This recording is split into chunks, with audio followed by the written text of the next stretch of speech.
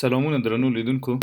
زه ډاکټر نوید خپلواک یم او نن در سره د اطراحیې سیستم په هکله خبرې کوم.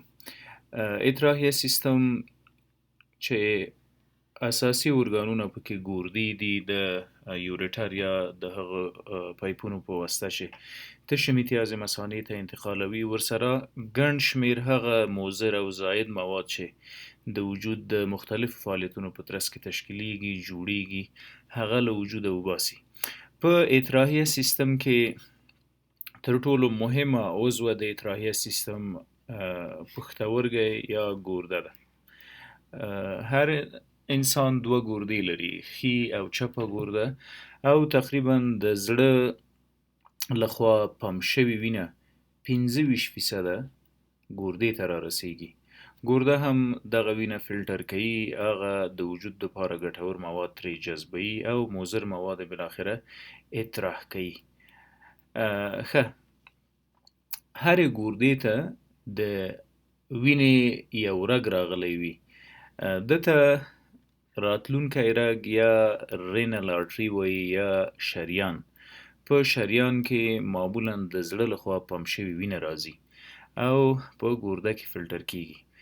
کله چې په ګرده کې د فلټر پروسه شروع شي، کم مواد چې باید له وجوده ووځي هغه له ګردې نه بالاخره د یو ډېرې ظریفې او اساسي پروسې په واسطه راځي د ټیوب ته چې یوریټر نومیږي. له هرې ګردې یو یوریټر راوتی ده، سیده راځي مثانې ته او تشې امتیازې دلته را انتقالوي مثانې ته چې په مثانه کې سټور یا ذخیره شي. په اطراحیه سیستم کې د ګردو په شمول یوریټر یا حالب یا هغه پایپونه دي چې یا هغه ټیوبونه دي چې تشې امتیازې راوړي مثانې ته. مثانه دا ارګان چې تاسو په شکل کې وینئ دا زموږ د مثانې شکل ده. اساسي وظیفه یې هم د یورین سټوریج د تشو امتیازو ذخیره ده. یورین سټوریج په نارینه‌وو کې د مثانې لاندې یوه بله کوچنۍ غده موجوده ده چې پروستات نومیږي. داسې یو ساختمان لري او د یوریثرا یا د تشو امتیازو هغه پایپ چې په تناسلي آله کې امتداد پیدا کوي هغه یې په منځ کې حرکت کوي. ډیری وخت د عمر په زیاتېدا د پروستات غده غټیږي او په مریضانو کې د تشو بولو په ادراک کې تکلیف موجود وي. قطره قطره تشې امتیازې راځي یا بار بار ځي تشناب ته په سمه توګه یې مثانه نه خالي کیږي. دا ټول هغه تکلیفونه دي چې د پروستات په ستروالي یا په غټوالي کې ورسره مخ کیږو. همدا رقم د پروستات دې اړخ ته په نارینه‌وو کې کوچنۍ بله غده موجوده ده چې هغه ته موږ سیمینل ویزایکل وایو.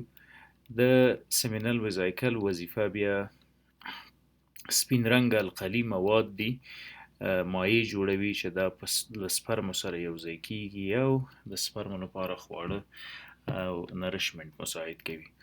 د پروستات وظیفه هم همدا ده. په پروستات کې چې کوم مواد ترشح کیږي هغه د سپرمو سره یوځای د منیو سره یوځای مخالف جنس ته ځي. د سپرم د حمایت او د حفاظت ترڅنګ هغو ته غذایي مواد هم مساعد کوي. او بالاخره تشې امتیازې یا هغه زاید مواد چې بالاخره په مثانه کې سټور یا ذخیره شوي ول د یوریثرا یا د هغه پایپ په واسطه چې په تناسلي غړي کې حرکت کوي بیرون اخراج کیږي. راځو ګردې ته. د ګردې په سر یوه غده موجوده ده، هغې ته موږ سوپرارینل ګلنډ وایو یا غدې فوق کلیه. د سوپرارینل ګلنډ وظیفه په اطراحیه سیستم کې ډیره نه ده مطرح، یعنی جز د اطراحیه سیستم نه ده. په اطراح او دفع کې د زاید موادو کوم خاص رول نه لري، بلکې خورا مهم هارمونونه جوړوي چې په دې به بیا یو ورځ مفصلا در سره بحث وکړم. وبخئ، دغه هارمونونه ډیر اړین او حیاتي وظایف لري. راځو بیرته ګردې ته یا پښتورګي ته. پښتورګی له 3 پردو یا له 3 لایو جوړ شوی ده، 3 layers. که له بیرون نه یې داخل ته وشمیرو سره لومړی لایه یې کارټکس نومیږي. دا بیرونی یې کارټکس نومیږي، رینل کارټکس. له رینل کارټکس نه چې څونه داخل ته ورځو، دویمه غوښینه برخه د ګردې رینل میډولا نومیږي. مثلا داخل ته که دومره ساحه د کارټکس وي، نو متواخي دومره ساحه راځي په رینل میډولا کې. رینل میډولا دا چې په رینل میډولا کې کوم سټرکچرونه دي یا کوم ساختمانونه موجود دي، په هغو بیا د لکچر په جریان کې در سره خبرې کوم. د رینل میډولا نه لاندې دا ساحه د رینل پلویس په نامه یادیږي. رینل پلویس هغه ځای ده چې تشې میتیازې راځي او له دې ځایه دلته بالاخره ذخیره کیږي یا دلته تم کیږي او له دې ځایه ځي دې پایپونو ته، حالب یا یورټر ته.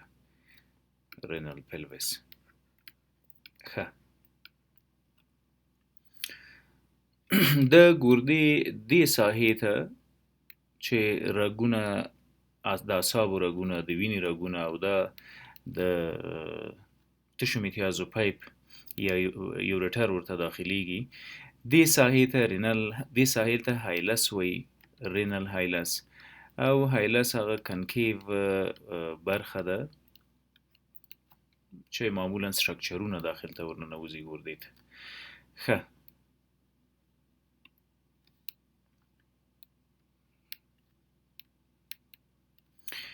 راځو د ګردې ساختمان ته یو څه نور هم ورننوځو. تاسو ته مخکې ما یادوري وکړله چې که فرض مثال دا ګرده وبولو، دا ساحه یې هایلس ده. د هایلس له ساحې څو سټرکچره ګردې ته راننوځي. یو ده رینل آرټري یا هغه شریان چې راځي او ګردې ته وینه راوړي. د دې ترڅنګ رینل وین یا هغه ورید چې له ګردې نه ناپاکه یا ډي اکسیجنیټډ وینه وړي او زړه ته، زړه یې پمپوي، سږو ته، او د سږو نه بالاخره راځي بیرته زړه ته او ټول وجود ته پمپ کیږي. او د دې ترڅنګ یو بل ساختمان له هایلسه راوځي چې هغه یورټر نومیږي. دغه زاید او فاسد مواد چې په ګرده کې تشکیل شول، دا بالاخره را انتقالوي مثانې ته، مثانه یې ذخیره کوي او له دې ځایه انتقالوي بهرني محیط ته. ښه، ومو ویل چې بهرنۍ لایه یې کارټکس و، منځنۍ میډولا او دا ساحې اخري ساحه یې رینل کارټکس ده. په میډولا کې د رینل پیرامید په نامه داسې مثلث شکله ساختمانونه موجود دي. د دې ساختمانو په منځ کې چې کومې خالیګاوې موجودې دي، دې ته رینل ساینس وایي. یعنی دا خالیګاوې چې کومې دي، دې ته رینل ساینس، رینل ساینس. او کوم مخروطي یا مثلث شکله ساختمانونه چې ګوري، تقریبا په هره ګرده کې 18-19 دغه پیرامیډه موجود دي. دو ته موږ رینل پیرامیډز وایو، رینل پیرامیډ. ښه، دغه کوم رګونه، د وینې رګونه، شریان و ورید چې راځي، دا په ټوله ګرده کې تقسیمیږي بالاخره او واړه برانچونه او ټرایبیوټریز لري. په رینل پیرامیډ کې او په ټوله کې ګرده یو ساختماني واحد لري. یعنی د ځینو کره ضوابطو له مخې 1.3 میلیونه نفرانز سره یوځای کیږي او یوه ګرده تشکیلوي. دغه نفرانونه هر یو د ګردې په وظایفو کې دخیل ده. یعنی نفران داسې یو شکل لري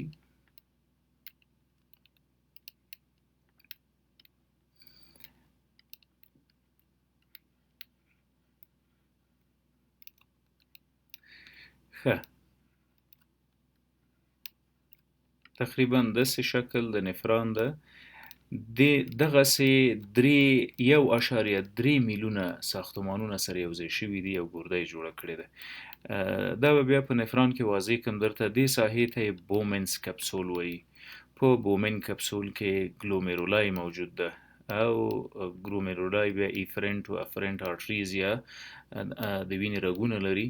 دې ساحې ته پرکزیمال کانولوټډ ټیبیول یا پی سی ټي وایي چې دا په جذب د دوباره جذب د موادو کې ډیر مهم رول لري. دې ساحې ته لوپ اف هنلي وایي چې دا مهمه وظیفه د مالګو او د اوبو په دوباره جذب کې لري.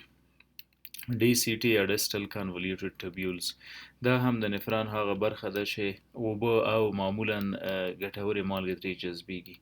دې ته کولکټینګ ډکټ وایي یا سی ډي چې بالاخره فلټریټ یا هغه مواد چې نور فلتر شوي دي او په کار نه دي راځي رینل پلوس ته غورځيږي او رینل پلوس نه راځي بهرني محیط. نو په ګورده کې دغسې تقریبا میلیونونه ساختمانونه موجود دي. دغه یو ځای شوي دي سره او ګورده یې جوړه کړې ده. ځکه خو نفران ته د ګردې ساختماني او وظیفوي واحد وایي. دغسې واحدات سره یو ځای شوي دي او د ګردې ساختمان یې جوړ کړی ده. دا چې د ګردې څومره ناروغۍ دي کومې ډېرې اړینې دي چې باید ټول پې پوه شو او عامه پوهاوی ولرو. دا ټول به انشاءالله د رینل سیستم یا د اطراحیه سیستم په نورو لکچرونو کې درته واضح کوم. مننه.